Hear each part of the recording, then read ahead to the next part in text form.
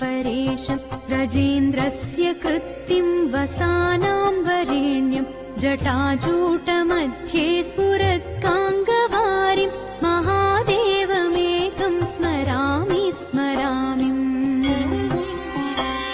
महेशं सुरेशं सुरारातिनाशं विभुं विश्वनाथं विभूत्यङ्गभूषं विरूपाक्षमिन्द्वर्कवह्नित्रिनेत्रं सदानन्दमीडे प्रभुं पञ्चवक्त्रम् गिरीशं गणेशं गले नीलवर्णं गवेन्द्राधिरूढं गुणातीतरूपं भवं भास्वरं भस्मनाभूषिताङ्गं भवानीकलत्रं भजे पञ्चवक्त्रम् शिवाकान्तशम्भो शशाङ्कार्धमौळे महेशानशूलिं जटाजूटधारिन् त्वमेको जगद्व्यापको विश्वरूप प्रसीद प्रसीद प्रभो पूर्णरूप परात्मानमेकं जगद्बीजमाद्यं निरीहं निराकारमोङ्कारवेद्यं यतो जायते पाल्यते येन विश्वं तमीशं भजे लीयते यत्र विश्वम्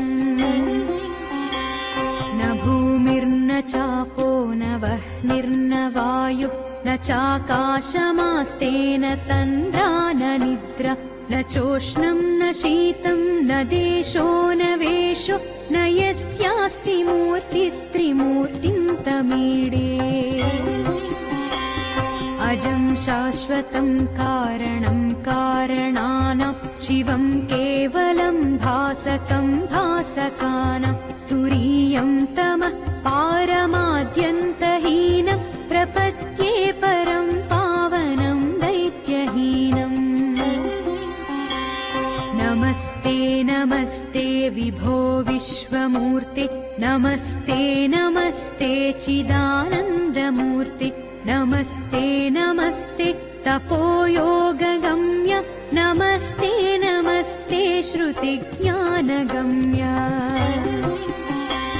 प्रभो शूलपाणे विभो विश्वनाथ महादेव शम्भो महेश त्रिनेत्र शिवाकान्त शान्त स्मरारे पुरारे त्वदन्यो वरेण्यो न मान्यो न गण्यः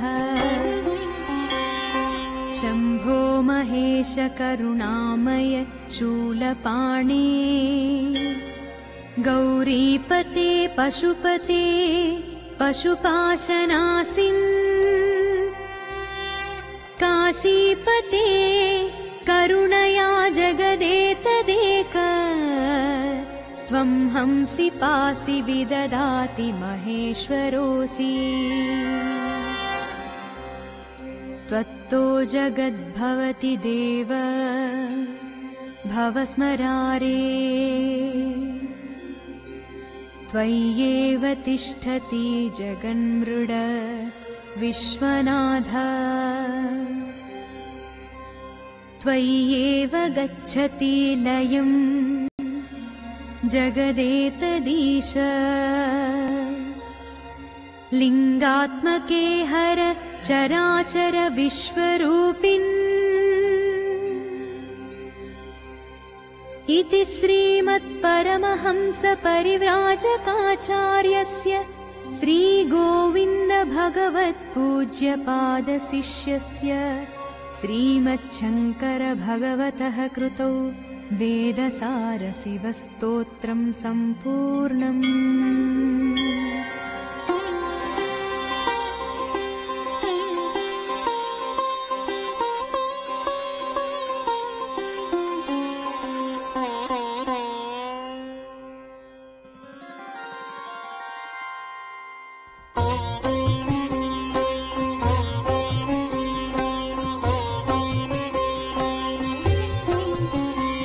पशूनां पतिं पापनाशं परेशं गजेन्द्रस्य कृत्तिं वसानां वरेण्यं जटाजूटमध्ये स्फुरत्काङ्गवारिं महादेव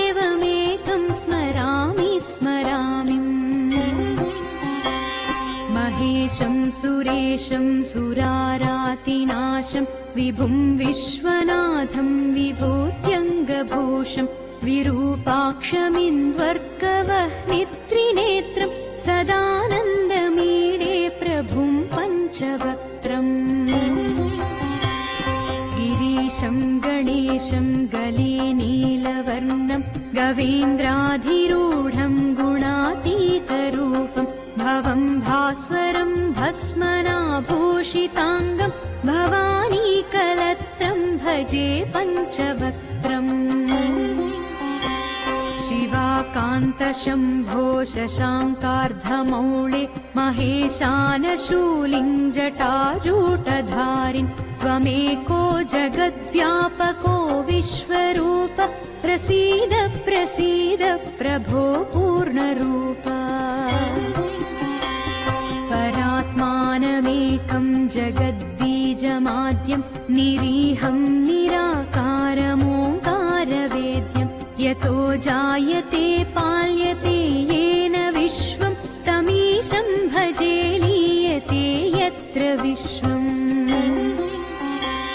न भूमिर्न चापो न वह्निर्न वायुः न चाकाशमास्तेन तन्द्रा न निद्रा न चोष्णं न शीतं न देशो न वेशो न यस्यास्ति मूर्तिस्त्रिमूर्तिं तमीडे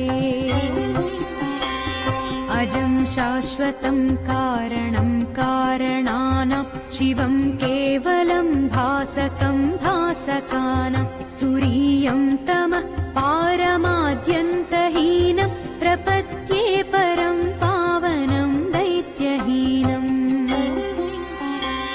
नमस्ते नमस्ते विभो विश्वमूर्ते नमस्ते नमस्ते चिदानन्दमूर्ते नमस्ते नमस्ते तपोयोगगम्य नमस्ते नमस्ते श्रुतिज्ञानगम्य प्रभो शूलपाणे विभो विश्वनाथ महादेव शम्भो महेश त्रिनेत्र शिवाकान्त शान्त स्मरारे पुरारे त्वदन्यो वरेण्यो न मान्यो न गण्यः शम्भो महेश करुणामय शूलपाणे गौरीपते पशुपते पशुपाशनासिन् काशीपते करुणया जगदेतदेक स्वं हंसि पासि विददाति महेश्वरोऽसि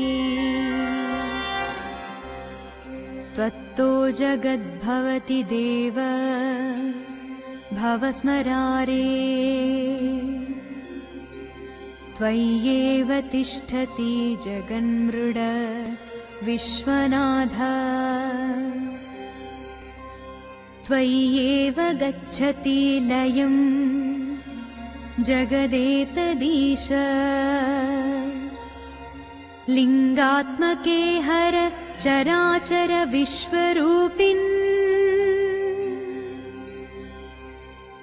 इति श्रीमत्परमहंस परिव्राजकाचार्यस्य श्रीगोविन्द भगवत्पूज्यपादशिष्यस्य श्रीमच्छङ्कर भगवतः कृतौ वेदसारशिवस्तोत्रं सम्पूर्णम्।